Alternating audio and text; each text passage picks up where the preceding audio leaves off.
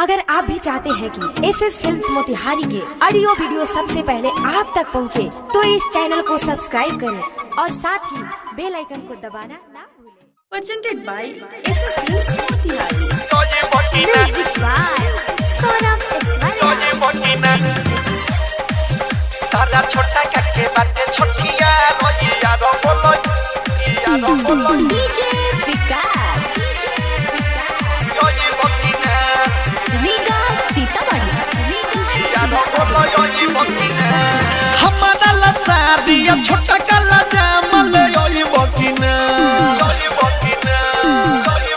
ए हो हमारा लसारिया छोटा काला जामल योई बकिना होले योई बकिना तारा बेटा के बाटे छोटिया रोइया रो बोलो योई बकिना तारा छोटा काके बाटे छोटिया रोइया रो बोलो योई बकिना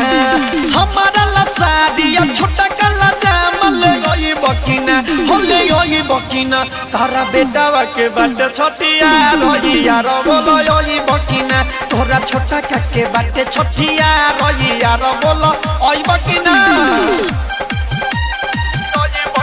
Sonam digital recording studio Motihari. DJ Vikas तारा छोटा काके बाटे छोटिया रोइया रो बोलो रीगा सीतामढ़ी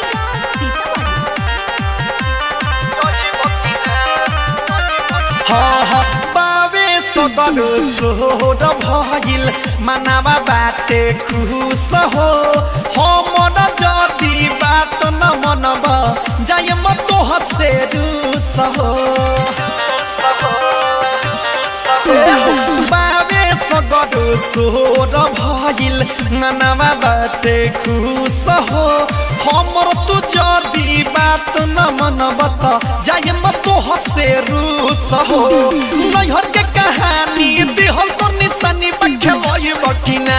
नैहर के कहानी दिहल तो निशानी बखेलई बकिना हो खेलई बकिना तोरा बेटा भाके बाटे छठिया रोइया रो बोलो योई बकिना तारा नाना के बाटे छठिया रोइया रो बोलो योई बकिना बोला ना Sonam digital recording studio Motihari. तारा छोटा काके बाटे छोटिया रोइया रो बोलो DJ विकास योई बकिना रीगा सीतामढ़ी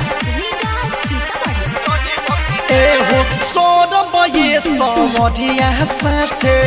लेके आई हो कि सहन के बबुआ के 500 रुपया दी हो हाथ से तू गन के सुन हो सोरब ये समरिया साथे लेके आई हो कि सहन के 500 रुपया दी हो बबुआ के गन के रतन रतन समोरा कहल पतिया भुलई बतना संदीप दीप मोरा कहल पतिया भुलई बतना हम भुलई बतना तोरा बेटा के बाटे छठिया रोइया रो बोलई बकिना तारा नाना के बाटे छठिया रोइया रो बोलई बकिना हमारा लसारिया बबुआ ला जामल होई बकिना हमारा लसारिया छोटा कला जामल होई बकिना होले होई बकिना तारा बेटा के बाटे छठिया रोइया रो बोलो होई बकिना तारा बेटा के बाटे छठिया रोइया रो बोलो होई बकिना